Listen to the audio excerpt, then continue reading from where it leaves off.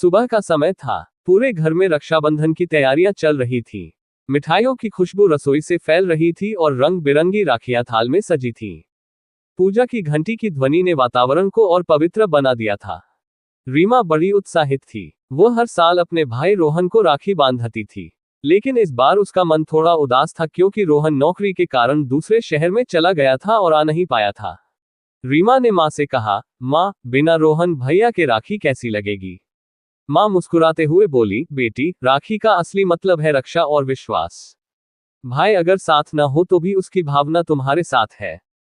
इसी बीच दरवाजे पर घंटी बजी। बाहर छोटे बच्चे खड़े थे। वे पड़ोस की झुग्गियों से आए थे और बहुत मासूम लग रहे थे। उनमें से एक लड़की ने झिझकते हुए कहा, दीदी, हमें भी राखी चाहिए। रीमा ने आश्चर्य से उन्हें देखा। फिर उसके दिल में करुणा उमड़ी। उसने थाल उठाया और उन बच्चों को अंदर बुलाया। उसने प्रत्येक बच्चे की कलाई पर राखी बांधी। बदले में बच्चों ने उसे फूल दिए और कहा, दीदी, हम वादा करते हैं कि हम आपको हमेशा बहन मानेंगे और आपकी रक्षा करेंगे। रीमा की आंखों में आंसू आ गए। उसे लगा मानो उसका भाई रोहन ही उसके पास हो। माँ ने भावुक होकर कहा, बेटी, यही है राखी का असली अर्थ, न केवल अपने रिश्तेदार की रक्षा करना बल्कि हर उस व्यक्ति के साथ खड़ा होना जिसे सहारे की जरूरत है।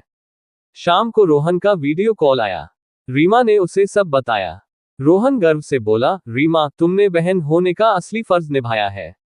राखी केवल धागा नहीं बल्कि भरोसे और जिम्मेदारी का बंधन है। उस दिन रीमा को समझ आया कि राखी केवल एक रस्म नहीं बल्कि इंसानियत का पर्व है।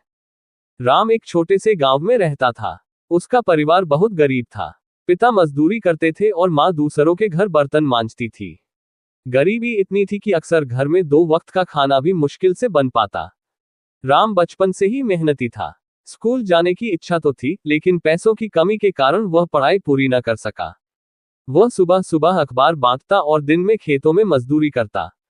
छोटी उम्र में ही उसने जीवन की कठिनाइयों को झेला। राम का सपना था कि एक दिन वह इतना कमाए कि अपने परिवार को अच्छा जीवन दे सके। वह मेहनत और ईमानदारी से काम करता रहा। गांव के लोग उसकी लगन की तारीफ करते थे। धीरे धीरे उसने कुछ पैसे बचाए और छोटी सी चाय की दुकान शुरू की। आज वही दुकान उसकी रोजी रोटी का सहारा है। हालांकि अभी भी उसकी जिंदगी आसान नहीं है, लेकिन अपनी मेहनत और संघर्ष से राम ने यह साबित कर दिया कि सच्चा इंसान कभी हार नहीं